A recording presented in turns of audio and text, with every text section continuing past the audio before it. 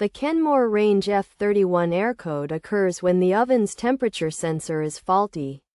This issue arises due to a faulty temperature sensor, a broken sensor circuit, or loose wiring connections. To resolve this problem, the temperature sensor should be inspected.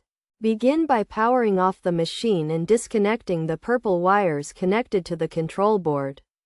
From the temperature sensor, using a multimeter, measure the resistance on the temperature sensor. It should read approximately 1080 ohms. If the reading is not within this range, the temperature sensor is defective and needs to be replaced.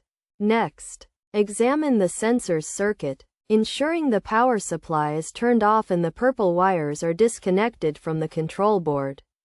Test the wire resistance using a multimeter. The reading should be around 1080 ohms. If not, the wires are faulty and should be replaced. Additionally, check the wiring by disconnecting the machine from the power or gas supply, accessing the sensor and control board at the back, and removing the top and bottom panels.